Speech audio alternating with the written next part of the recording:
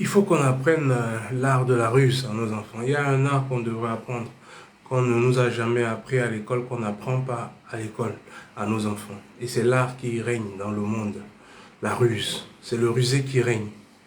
Si, s'il y a besoin de savoir une chose, s'il y a besoin que nos enfants sachent une chose, c'est comprendre la ruse, comment on use de la ruse pour arriver à son but.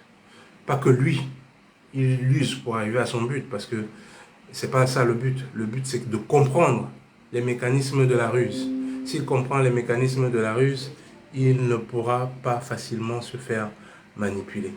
Mais s'il ne les comprend pas, il sera à la merci du rusé. Donc c'est pour ça que, entre autres, ce qu'on ne nous enseigne pas, on ne nous a jamais enseigné dans nos soi-disant écoles dont nous avions été formatés, ces écoles qui nous formatent jusqu'à aujourd'hui, on ne nous apprend pas ces choses-là. Le système éducatif, comme je le dis, c'est un système rusé aussi. C'est une ruse. C'est une ruse, le système éducatif en Afrique. C'est une ruse. Il ne nous sert à rien parce que nous ne comprenons pas notre environnement. Il m'est arrivé, je me suis souvenu d'une chose. Au fait, si vous voyez en Occident, les villages, au fait, les villages, comment les gens construisaient leur maison dans les villages. C'était très très bien construit. Les villageois se servaient des matériaux de la région. Ils ne se servaient que de ça. Si la région avait des pierres, ou si la région avait de l'argile ou de la boue, ils construisaient avec ça. Ils construisaient leur toit et tous les murs avec tout cela. C'est avec ça et ils cultivaient ce qui venait dans l'environnement. Si vous voyez aujourd'hui, nous ne maîtrisons même plus ce que nos grands-parents avaient. Au contraire, on nous a appris à nous moquer. Ça, c'est la ruse. On se moque de ce que nos parents arrivaient à faire, arrivaient à accomplir. Euh, Nous, aujourd'hui, les soi-disant civilisés, qui ne savent même plus comment se soigner, qui ne savent même plus comment arriver à empêcher les mauvaises ondes, les mauvais esprits qui viennent nous prendre nos énergies, qui viennent nous voler nos énergies, nous voler nos étoiles. On ne sait même plus comment les faire. Il faut prier, on passe tout le temps. C'est pour ça qu'il y a les religions partout aujourd'hui chez nous. Il y en a plein dans toutes les rues, comme les bars, au fait. Pourquoi est-ce que les religions et les bars et les drogues fleurissent autant chez nous? C'est parce que le rusé est en train de nous avoir.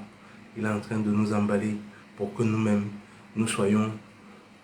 Ce n'est plus lui qui est l'arme, c'est nous-mêmes qui avons l'arme. Nous nous retournons l'arme contre nous-mêmes, avec les drogues, avec la corruption. On se laisse facilement corrompre. On ne peut plus utiliser, on ne connaît plus transformer nos choses sur ce que nous avons, les richesses que nous avons. Avant, on transformait tout. Les nourritures que nous avons, c'est pour ça que nous avons une si grande diversité en termes de nourriture. Nos grands-parents étaient dans la quête. Et cette nourriture-là n'était pas juste le fait de manger, de se faire plaisir. C'était ça aussi. Mais c'était aussi des médicaments en même temps. Ça soignait beaucoup. C'est pour ça qu'il y avait très peu de malades. Il y avait très très peu de malades. Donc, il y avait tout cet art-là, culinaire, mais il n'y avait pas que ça. Il y avait les forgerons, les artistes. Regardez même la musique. La musique n'était pas ce que aujourd'hui on a fait de la musique. La musique aujourd'hui, elle est tendancieuse. C'est toujours la ruse. C'est le rusé qui a fait cela, que la musique aujourd'hui pervertisse les enfants, pervertisse la jeunesse. C'est pour ça que nous sommes aussi perdus. La musique, ce n'est plus cet enrichissement qui parlait des contes riches sur les notions de la vanité, de la cupidité, de tous ces machins-là. La musique parlait de ça. Et la musique, en même temps, était spirituelle. Parce qu'il y avait des musiques où, quand tu parlais de ces choses-là, tu appelais des entités ancestrales, des forces de l'énergie. La musique, c'était ça avant. Ce n'est pas ce que vous voyez là aujourd'hui, on vous a transformé en homme de joie, en femme et homme de joie. Ce n'était pas ça la musique. Il y avait de ça dedans, mais ce n'était pas que ça. Aujourd'hui, c'est devenu que ça. Parce que le rusé, il nous a eu. C'est pour ça que je veux que vous appreniez à vos enfants l'art de la ruse, pour qu'ils comprennent l'art de la ruse. C'est ce que nous vivons aujourd'hui. Nous sommes dans un monde où le rusé a pris le contrôle. Surtout, sur l'éducation, sur les manipulations par la musique, par les films, par tous les divertissements, toutes sortes de divertissements que vous pouvez voir. Par la nourriture que nous mangeons, par les médicaments que nous buvons. Regardez aujourd'hui, on ne connaît même plus nos forêts. Personne ne connaît les gens développés qui se disent développés, qui ne connaissent même pas ce que c'est que les feuilles de bananier, ce que ça peut faire, qu'est-ce que ça peut être, qu'est-ce que ça peut apporter, qu'est-ce que ça peut fabriquer, avec quoi on peut fabriquer tout ça, tous les écorces d'arbres, de certains arbres, les feuilles de manguier, les feuilles de corosol, tout ce que ça peut, les feuilles de goyavier, tout ce que ça peut faire, tout ce que ça peut apporter comme médicament pour se soigner. Tout ça là, on ne sait plus rien. Quand tu as mal à la tête, on te dit prends le paracétamol, prends la quinine, prends la nivaquine, prends les trucs que tu ne sais même pas ce que c'est au fait. Tu ne sais même pas ce qu'il y a dedans. Tu ne sais même pas si... Et en plus de ça, sachant que le risé a des techniques pour diminuer les populations, dans ça, il met pas mal d'autres choses qui fait à ce que, vous voyez, la stérilité, c'est devenu une pandémie dans nos pays. Les gens n'ont plus de force comme nos parents avaient les forces hier. Un homme ne peut plus satisfaire sa femme, mais il se dit développé.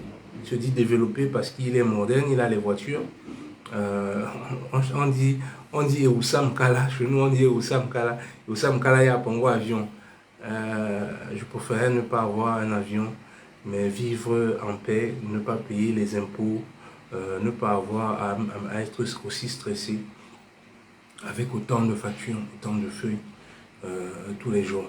Je pense que la vie du village, c'est une vie merveilleuse, où on vit avec son environnement, avec les animaux, on a tout le temps nécessaire et on travaille pour soi, que d'enrichir une certaine famille ou certaines personnes qui, par la ruse, sont arrivés à déstructurer tout ce que vous voyez, tout ce dont on vit aujourd'hui.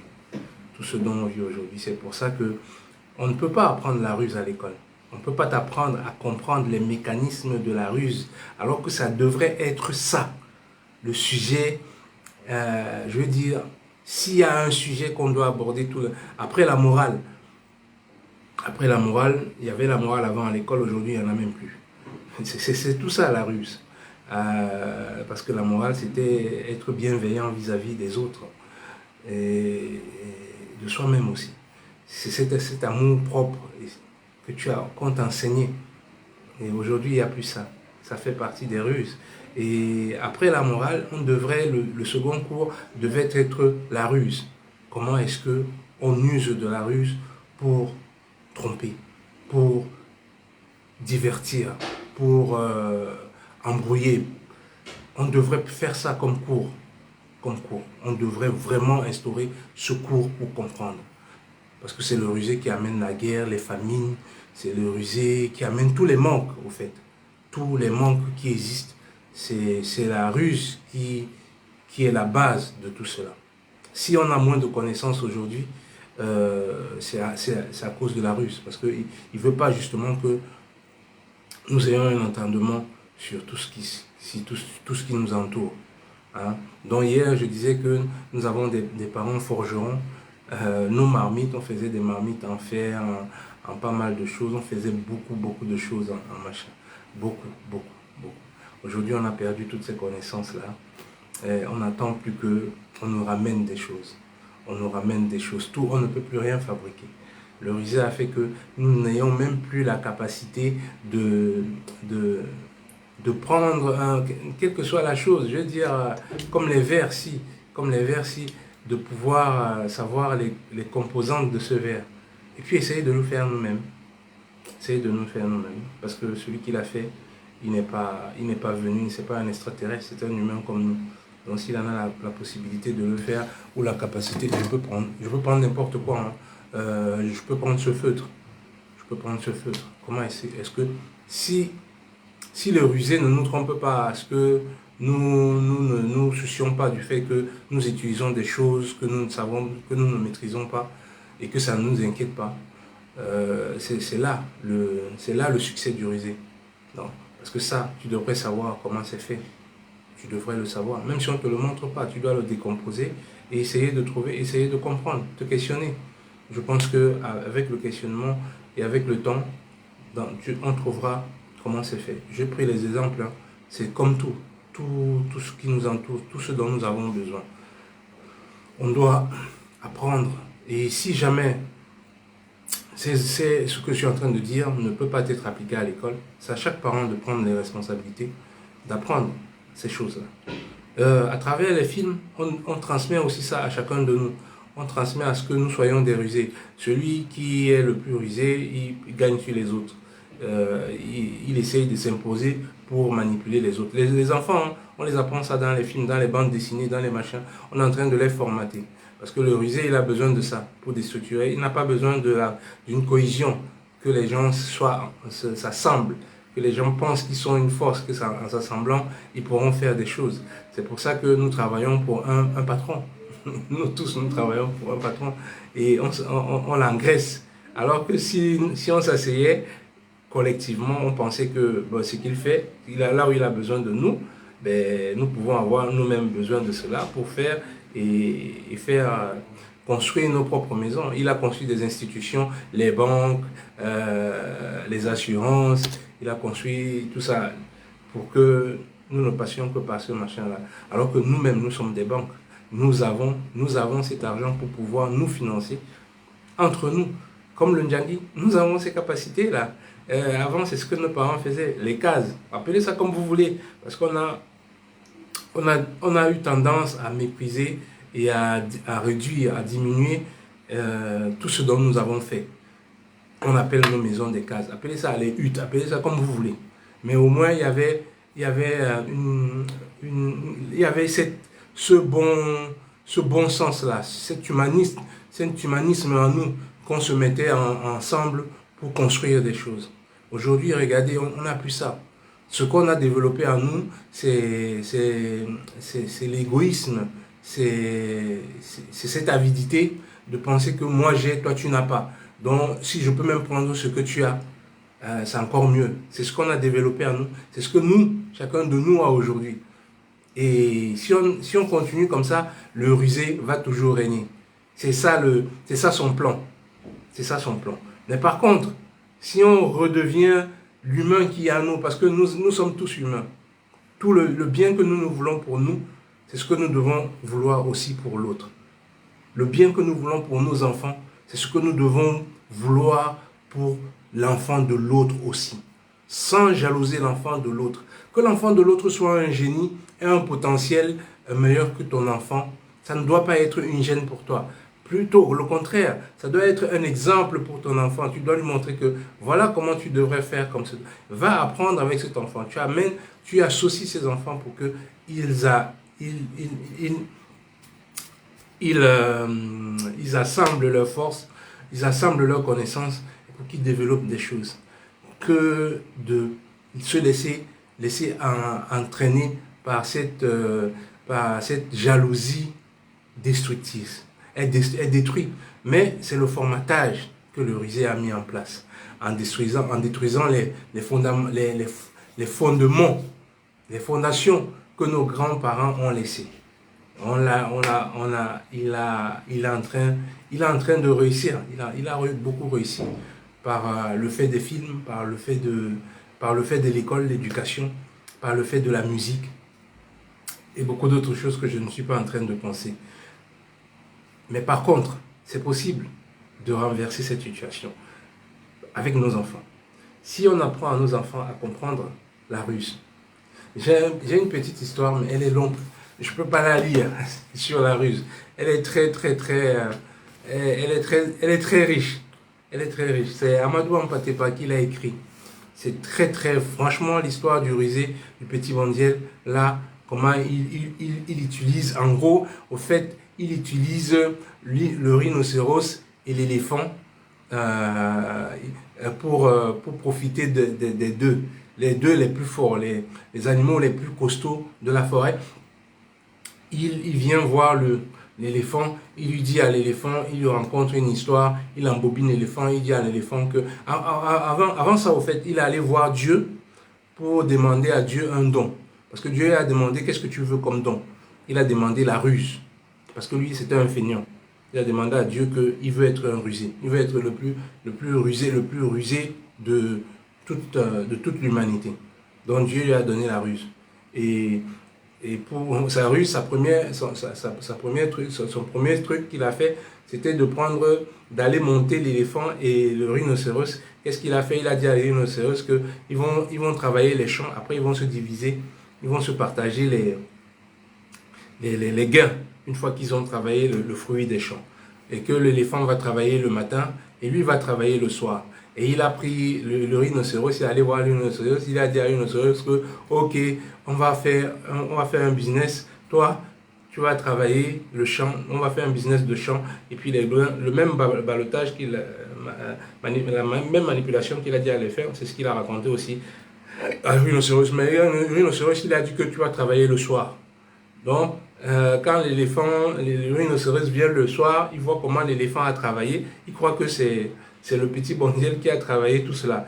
Et lui, il multiplie encore sa force pour travailler, pour montrer au petit Bandiel que le lendemain, quand il va venir, il a travaillé encore 2 fois plus. Quand l'éléphant vient le lendemain matin, il voit que les champs ont été bien travaillés. Il se dit que le petit, là, lui aussi, il va encore donner plus d'efforts. Et à la fin, ils ont travaillé les champs. Ils ont travaillé les champs, ont tellement produit. Et à la fin, ils trouvent encore une ruse pour ne pas leur donner leur part. Donc il a trouvé une ruse pour que l'éléphant soit désespéré et qu'il lâche toute l'affaire. Pareil pour le rhinocéros. Et il a tout pris il a pris le fruit de tous ces champs-là pour lui-même. C'est ça l'art de la ruse. Si vous comprenez cette petite histoire, vous aurez compris le monde, comment il marche. Et il faut apprendre ça aux enfants. Il faut les apprendre, il faut en parler aux enfants, que de les laisser devant les écrans à regarder les dessins animés, à regarder les films qui sont là pour les formater l'esprit, justement, que le rusé est en train de préparer pour qu'il soit leur prochaine proie. Voilà ce que j'avais à dire ce matin. Soyez forts. On va gagner.